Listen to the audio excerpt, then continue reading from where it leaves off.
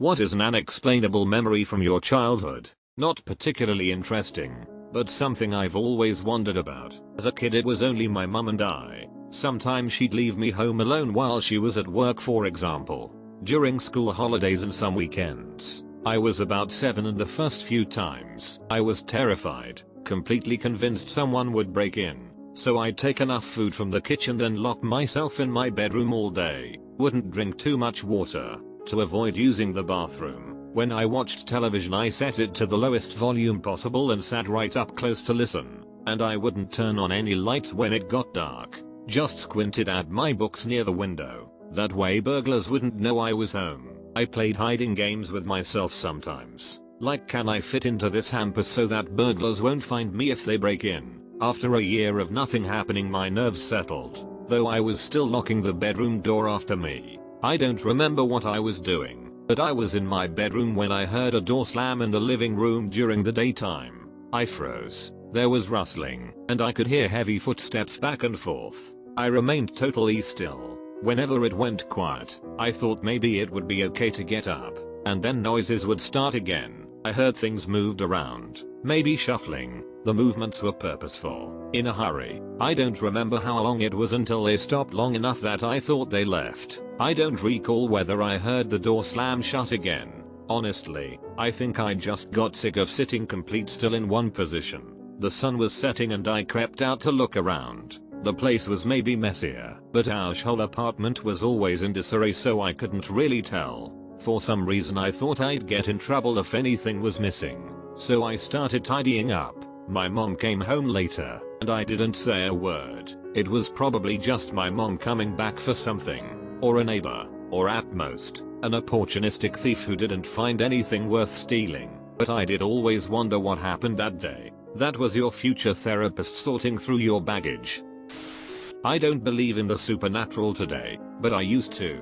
Anyway, so there I was, a 7-year-old kid in rural Utah. I was staying the night at my grandparents' house on Main Street. I didn't want to sleep, so around midnight I went down into the basement. I took my Matchbox cars and played Night City with my glowing better blocks. I had this little metropolis going on when my uncle came down to play with me. Should I mention my great uncle died when I was 2? Well, he did.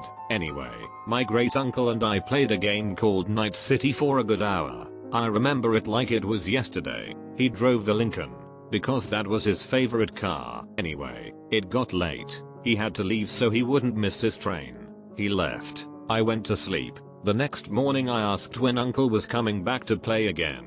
My grandparents were slightly offended that I brought it up. They hadn't seen him since before I was born and wanted nothing to do with him.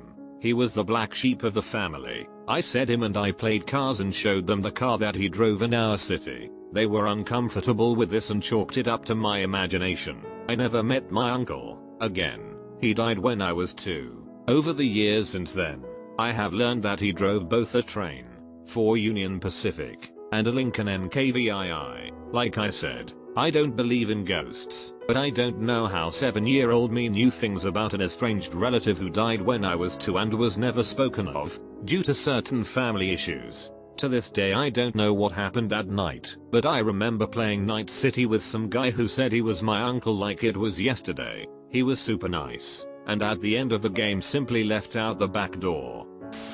I have this memory of sleeping in an office block in South London with my mum on an airbed. I recall looking out of the window and feeling sad. Years later I was driving and got a very strong impulse to stop outside this building and I was 100% certain it was that one. Every time I went past it felt odd. My mum says it didn't happen. Everyone else concurs. My best conclusion at this stage is that I probably had a very vivid dream that became conflated with something else.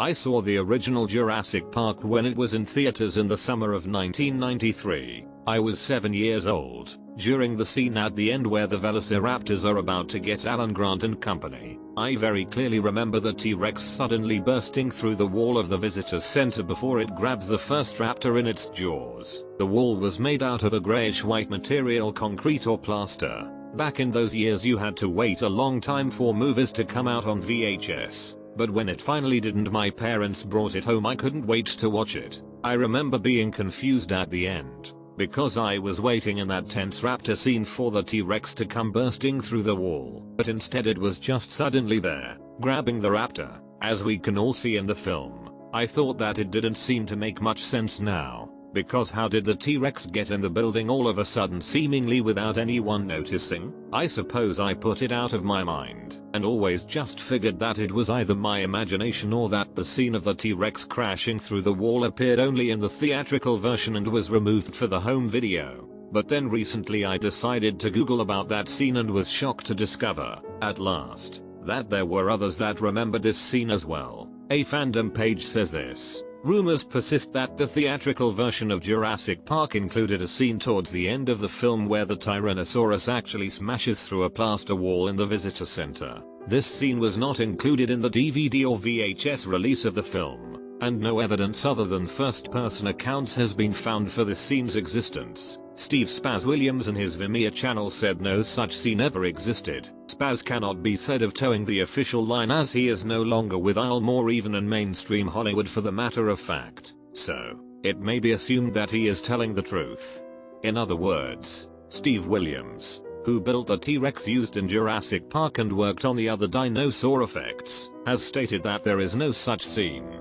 Here's his response in the comment section of the above Vimeo link when asked if there was a scene where the T-Rex broke into the visitor center at the end. We never did a shot where we saw the Rex enter the rotunda area. It was Spielberg who actually added that sequence cause he was so happy with how all the other shots were proceeding. Steve Price, who dies during Jumanji, animated that final shot. This is deep in the comments, so unfortunately not enough people will see this, but you have royally effed my mind up here. I remember that scene vividly, the same action of grabbing the Velociraptor and crashing through the wall. I was 3 in '93, so no way I watched it in cinemas, but I remember that scene exactly as you describe.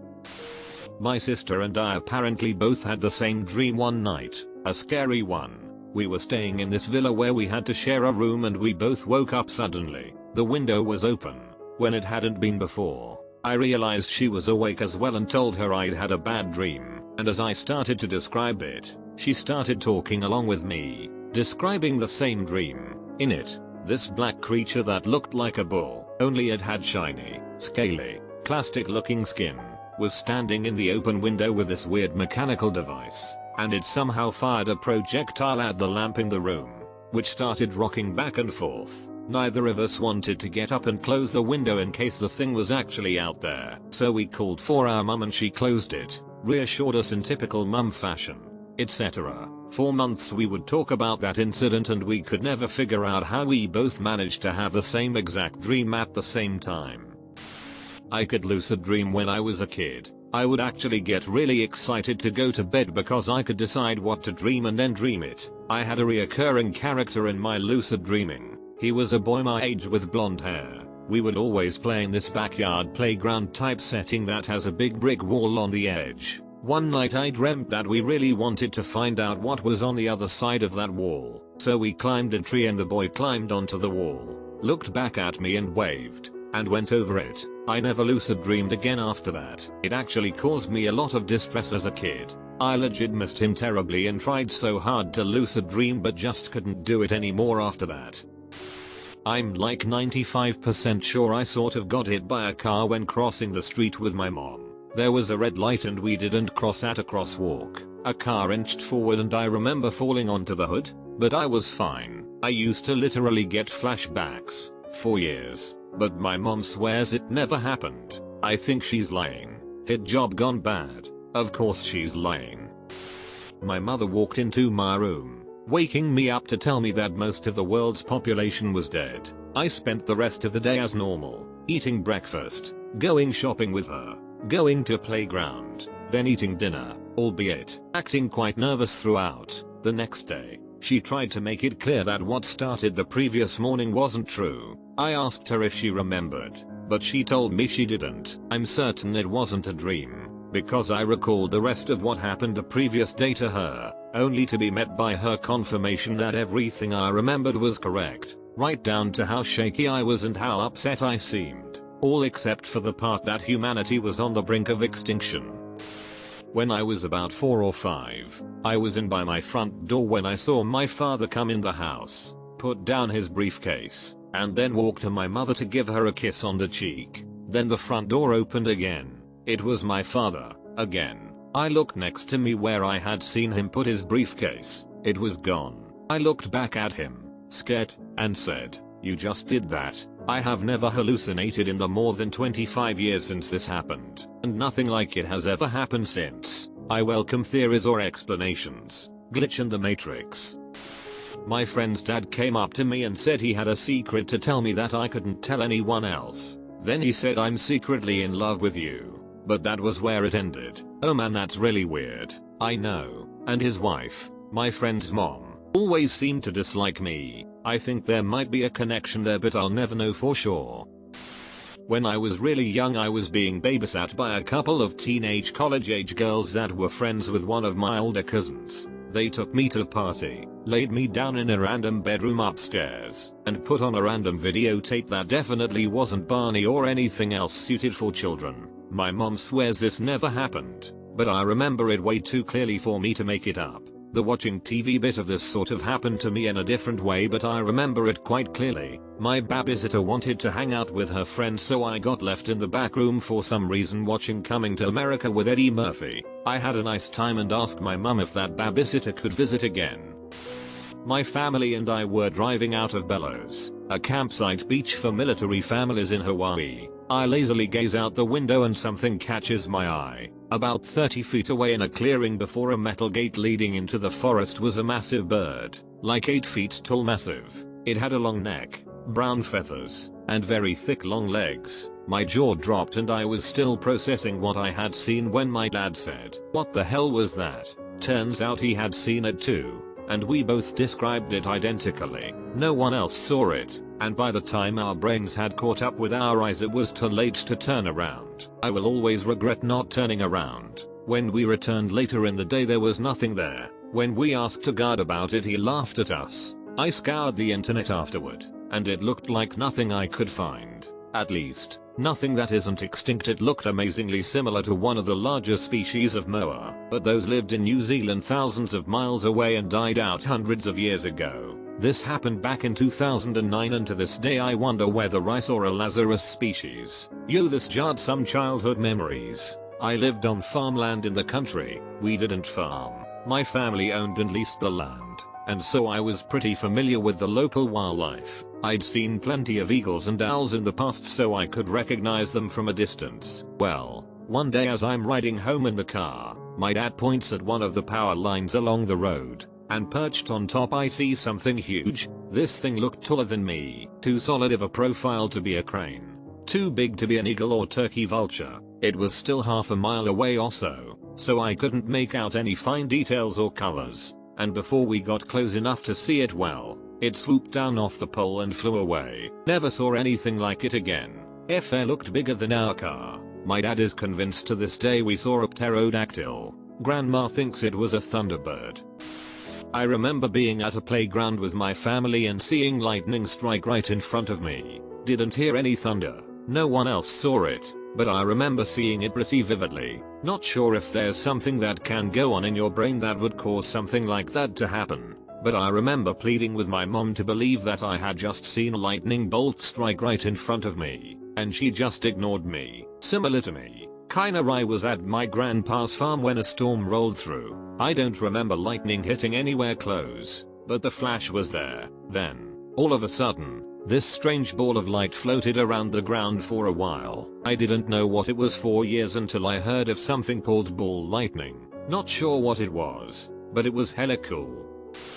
Sometime before the age of 5, I remember being convinced that if I tried hard enough and believed in myself, I could fly. So I would practice flying, jumping down the stairs when nobody was watching. I never developed my ability to fly, but I vividly remember basically cannonballing down 14 steps and just gliding down in midair and landing at the bottom totally safe and uninjured. Many times over the years, I too have this memory and only just now realize it doesn't make sense.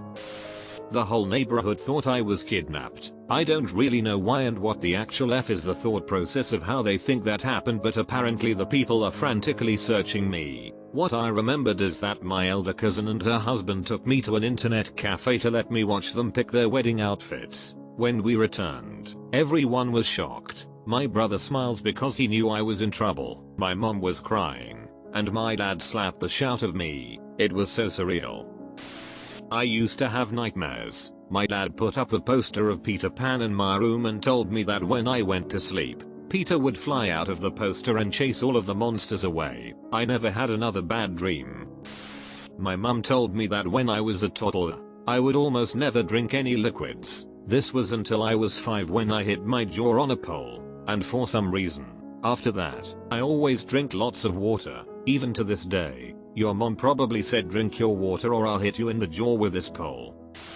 I was like 3-5 years old when this happened. I woke one night while camping in a cabin, and I saw a cat-tailed angle from this lamp. It had sink down, and then disappear back up into the lampshade. It also started calling for me, going like hoo-hoo, unnerved the hell out of little me. I can't remember if I just never checked to see if there was anything there, or that I did check and there was nothing there. I chalk it up to just being so tired I was hallucinating. Me and my friends used to visit a haunted mansion regularly when we were younger, hoping to see something weird. One day we did. It's a giant A building and it was always beyond me why someone would just abandon it and let it rot away. It was always apparent nobody lives in there, so we got scared shitless when lights went on in every single room.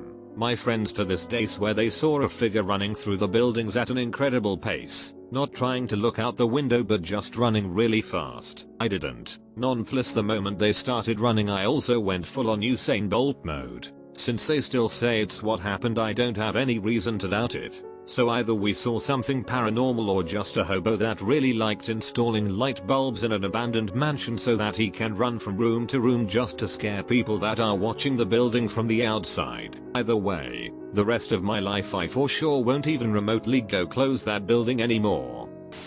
I have an extremely vivid memory of my brother and I standing on top of our backyard tool shed some 13 or so years ago. We climbed up top, and then proceeded to fly around in the air about 30 feet over the grass. Eventually we got scared that we wouldn't be able to land, so we came back down, and of course, we couldn't do it again. Here's the best part, my brother also has this exact same memory, down to all the details. We genuinely don't know what happened and still wonder it was real. I'm not sure how to account for it.